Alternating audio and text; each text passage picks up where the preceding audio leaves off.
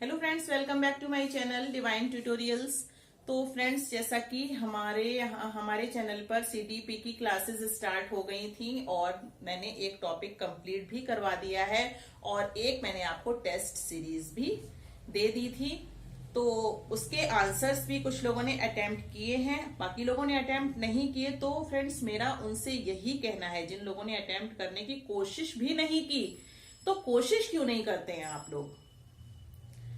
कोशिश कीजिए, क्योंकि देखिए, कोशिश करने वालों की कभी हार नहीं होती। ये मन में ठानना है, तभी इस बार यूपी टेट निकलेगा, वैसे नहीं निकलेगा। कितनी भी आप लोग वीडियोस देख लें, कितनी भी बुक से आप लोग देख लें, मतलब जो भी कर रहे हैं पढ़ाई वो पढ़ लें, लेकिन जब तक आप टेस्ट नहीं देंगे तब तक आपको अपने अंदर की योग्यता को परखने का मौका नहीं मिलेगा। योग्यता को परखना है तो आप ये टेस्ट सीरीज जरूर करें। तो फ्रेंड्स, सभी से मेरा यही कहना है कि आप लोग टेस्ट सीरीज को सॉल्व जरूर कीजिए और हाँ, सारे क्वेश्चंस अटेम्प्ट कीजिए। सारे क्वेश्चंस इसलिए अटेम्प्ट करने के लिए बोलती हूं क्योंकि यूपी टेट में निगेटिव मार्किंग नहीं है, तो वहां पर भी आप सारे क्वेश्चन अटेम्प्ट करके आएंगे, एक भी क्वेश्चन को छोड़ के नहीं आएंगे। अगर मान लीजिए आपको नहीं भी आता है, समझ में नहीं आ रहा है क्वेश्चन या उसके ऑप्शन, तो आप यानी कि कोई भी लगाकर आ जाइए। एबीसीडी में से हो सकता है तुक्के से कभी कभी सही हो जाता है, ये बात तो मानते हैं ना। तुक्का तो पता ही होता है क्या होता है। तो तुक्के से कभी कभी सही बैठ जाता है, तो इसलिए सारे क्वेश्चंस को अटेम्प्ट करना सीखिए अभी से। वरना क्या होगा, टेट में भी आप फिर उतने ही करके आएंगे जितने आपको आते हैं और आप सोचेंगे कि अरे ये तो हमको आता नहीं, ये छोड़ दो। छोड़ना बिल्कुल भी नहीं है। अगर हाँ, यूपी टेट में अगर होती निगेटिव मार्किंग तो छोड़कर आना था। जब निगेटिव मार्किंग नहीं है तो सारे अटेम्प्ट कीजिए, हो सकता है सही हो जाए, एक दो नंबर ऐसे ही बढ़ जाए। तो इसलिए सारे क्वेश्चंस को अटेम्प्ट कीजिए। और हाँ, अगर आपको हमारे चैनल पर हेजिटेशन होती है आंसर देने में, आपको ये लगता है कि सभी लोग क्या सोचेंगे कि मुझे कुछ आता नहीं है, ऐसा नहीं है। इस हेजिटेशन को निकालिए। देखिए, सबको सब कुछ नहीं आता है, कोई भी कंप्लीट नहीं है, इसलिए इस हेजिटेशन को निकाल करके आप लोग क्वेश्चन के आंसर दिया कीजिए। तो चलिए, बिना टाइम को वेस्ट किए हुए चलते हैं। आज का हमारा टॉपिक है वंशानुक्रम एवं वातावरण।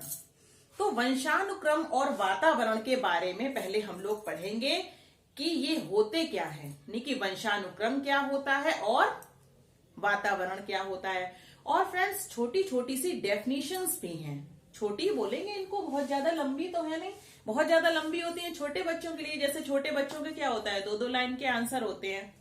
और अगर जरा सा 3 लाइन का हो गया आंसर या फिर 4 लाइन का हो गया तो बोलते हैं ये तो बहुत बड़ा है, ये कैसे लर्न होगा। लेकिन हम लोग के लिए तो ये आसान है ना, हम लोग तो कर सकते हैं, बड़े हैं, समझ है हम लोग को। तो फिर इन यानी कि ये जो है दो मैंने यहां पर लिख रखी हैं परिभाषाएं, इन परिभाषाओं को रीड कीजिएगा, केवल रीड कीजिए। ये मत सोचिए कि हमको ये याद करनी है। याद करने की सोचेंगे तो बिल्कुल भी माइंड के मतलब ऊपर से निकल जाएगा। ये सोचिए कि हमको केवल पढ़ना है। पढ़ते रहिए, पढ़ते रहिए, 2, 3, 4 बार पढ़िए, अपने आप माइंड में वो चीज आने लगेगी और फिर आपको समझ भी आ जाएगी। ठीक है, तो इस तरीके से आप ये डेफिनेशंस भी पढ़ेंगे। तो सबसे पहले तो हम लोग ये जान लें कि ये जो आज का हमारा टॉपिक है वंशानुक्रम, तो वंशानुक्रम होता क्या है ये जान लेते हैं। वंशानुक्रम जो होता है, जैसे आनुवंशिक या फिर वंशानुगत गुणों का एक पीढ़ी से दूसरी पीढ़ी में स्थानांतरण वंशानुक्रम कहलाता है। जैसे कि एक पीढ़ी के जो गुण होते हैं और जब वो दूसरी पीढ़ी में भी आते हैं तो उसको क्या कहते हैं, वंशानुक्रम कहते हैं। और इसके माध्यम से माता पिता के बुनियादी गुणों का स्थानांतरण बालकों में होता है। फ्रेंड्स, अब हम लोग देख लेते हैं। देखिए, दो ये जो डेफिनेशंस हैं वंशानुक्रम की, तो ये देख लीजिए क्या दी गई हैं। तो ये सबसे पहली डेफिनेशन दी गई है डगलस एवं हॉलैंड की। तो देखिए, डगलस एवं हॉलैंड के अनुसार एक व्यक्ति के वंशानुक्रम में वे सभी शारीरिक बनावटें, शारीरिक विशेषताएं, क्रियाएं या क्षमताएं निहित रहती हैं जिन्हें वह अपने माता पिता, पूर्वजों अथवा प्रजाति से प्राप्त करता है। ठीक है, ये हो गई डेफिनेशन किसके अनुसार? तो ये है फ्रेंड्स डगलस एवं हालैंड के अनुसार। ठीक है, एक बार फिर से इसको देख लीजिए।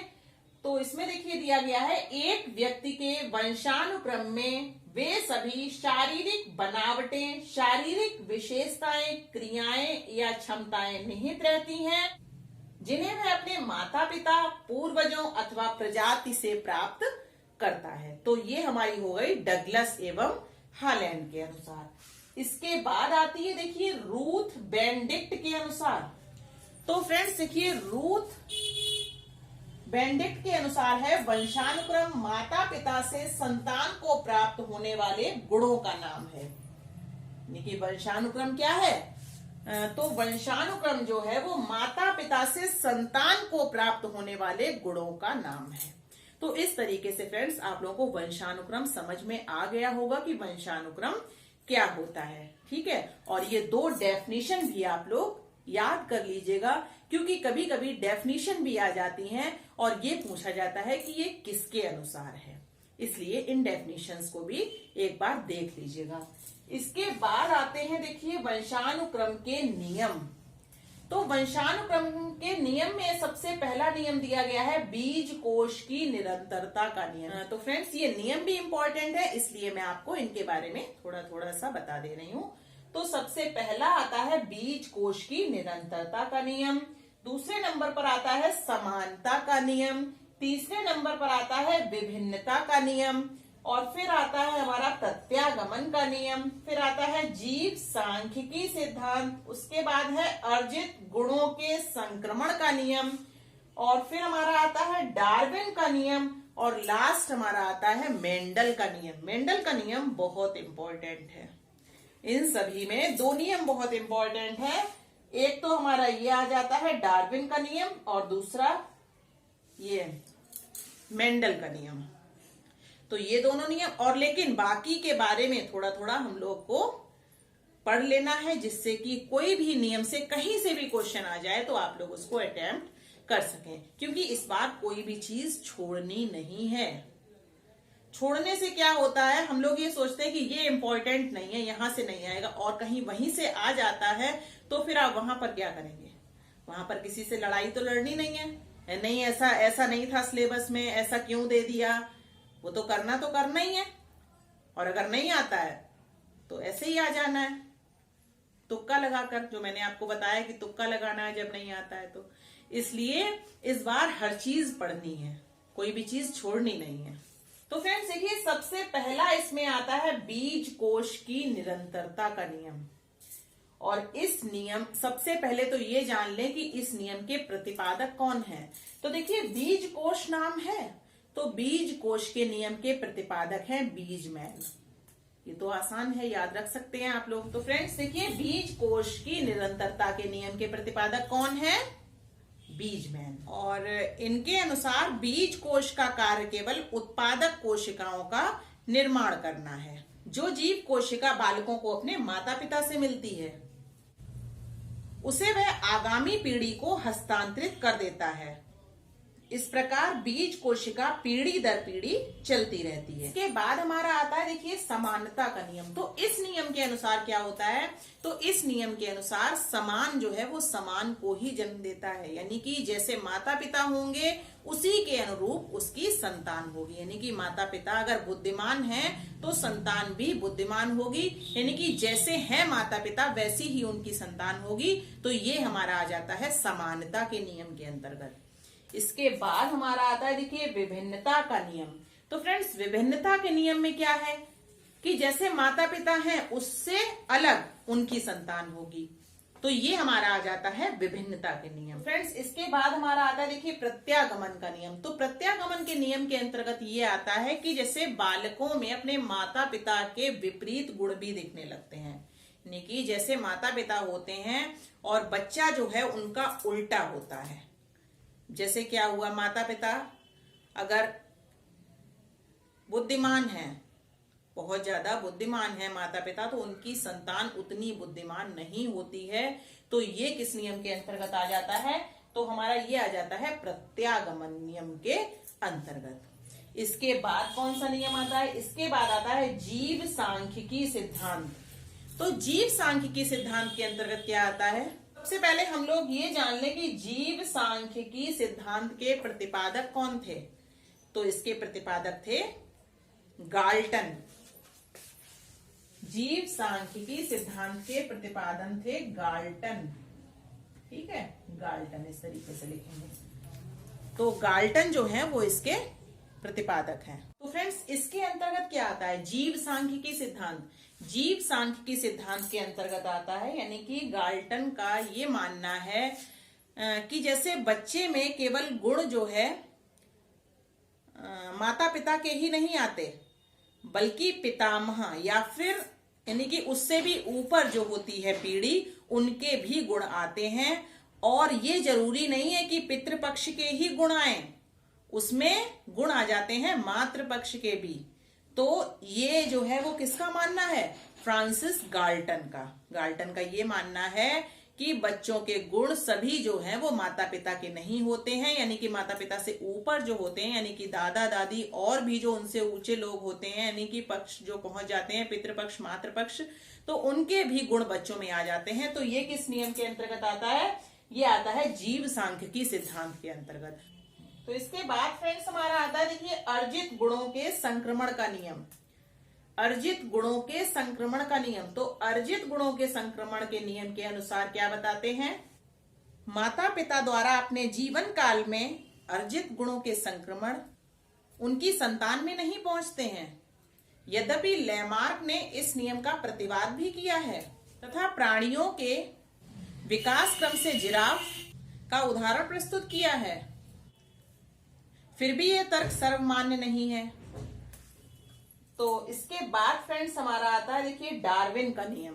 तो डार्विन के नियम के अंतर्गत क्या आता है? तो देखिए, इस संदर्भ में डार्विन का जो तर्क है, यानी कि डार्विन का जो कहना है, वो लैमार्क से अलग है। यानी कि लैमार्क ने जो इसके बारे में कहा है, अर्जित गुणों के संक्रमण के नियम के बारे में, और जो इनका नियम है यानी कि डार्विन का नियम, तो इनका ये जो तर्क है वो किससे भिन्न है?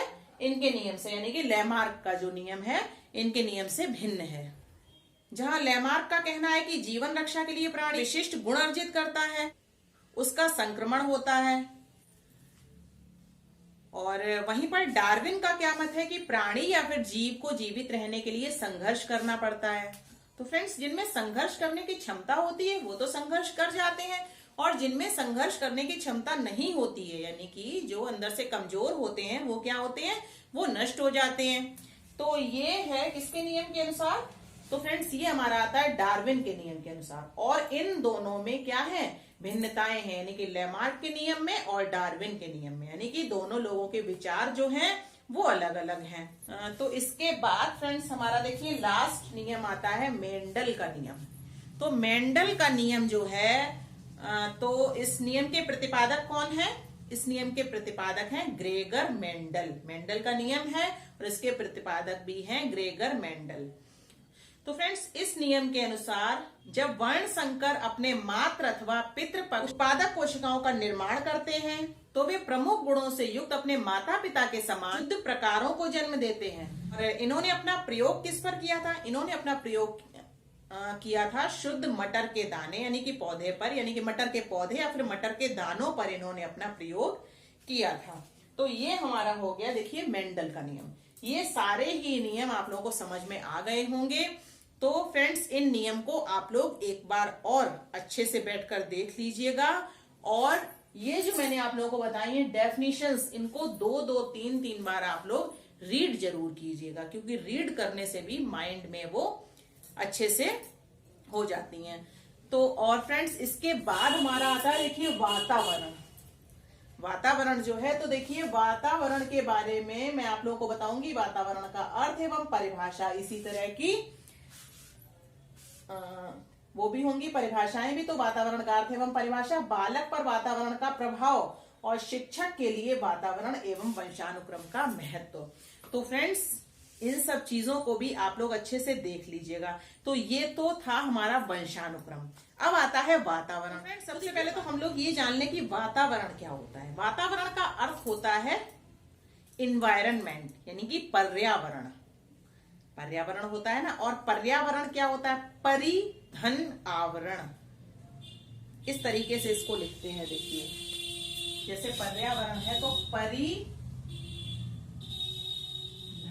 आवरण, तो ये हमारा हो जाता है पर्यावरण। और आप लोगों ने अगर हिंदी अगर आप लोगों को आती होगी, ठीक है, पढ़ी होगी, तो हिंदी में आप लोगों ने संधियां पढ़ी होंगी, यानी कि ई के बाद में कोई असमान स्वर आ जाता है तो वो या में परिवर्तित हो जाता है। अगर आप लोगों को हिंदी नहीं आती है या अच्छे से नहीं आती है तो आप लोग हमारे चैनल पर जाकर हिंदी में एक वीडियो होता है संधि का, हिंदी के सारे वीडियोस मैंने दिए हुए हैं।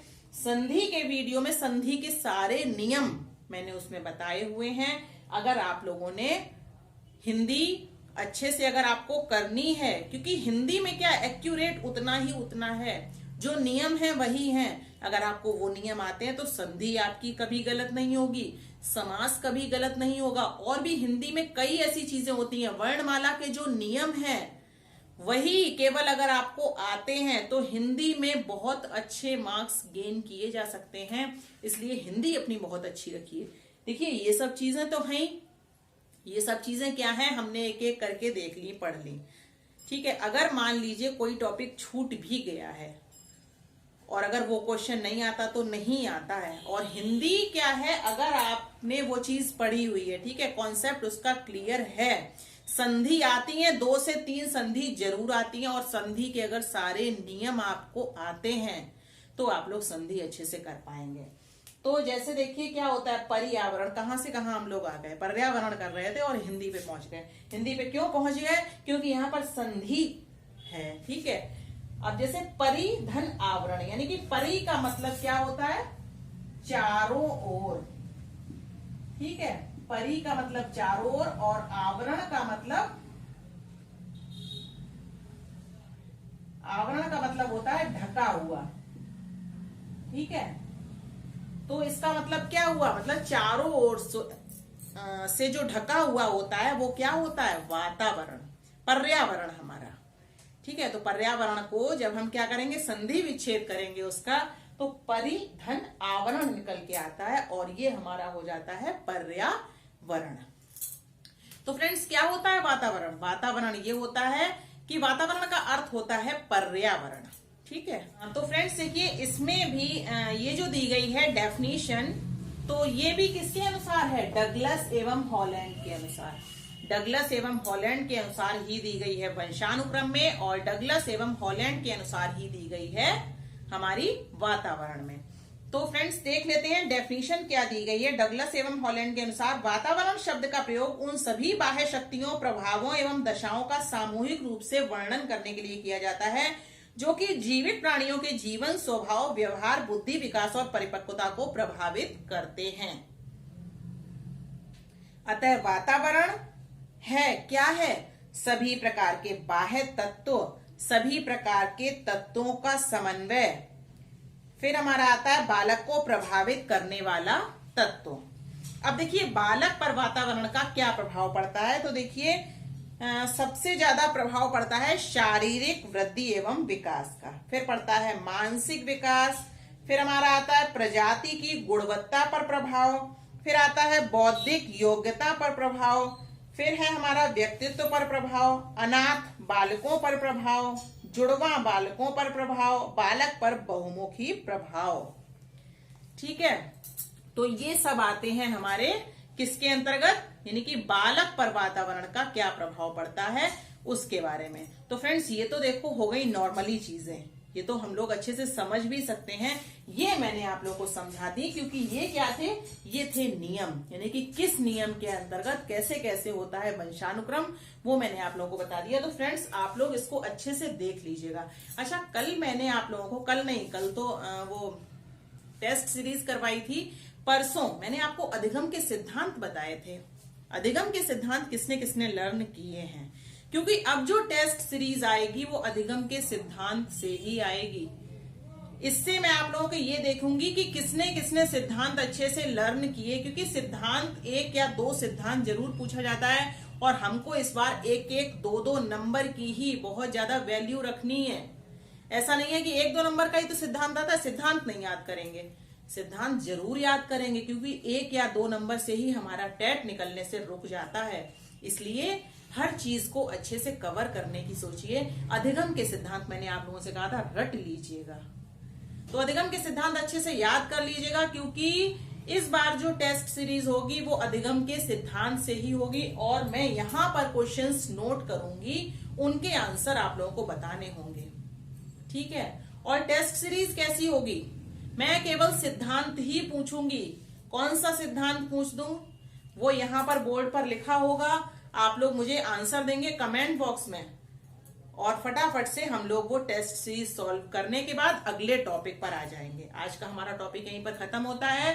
अब जो अगला टॉपिक हमारा आएगा वो होगा 3 मनोवैज्ञानिक, जो कि बहुत ही महत्वपूर्ण है। जीन पियाजे, दूसरे हैं वाइगोत्स्की, और तीसरे हैं कोहलबर्ग।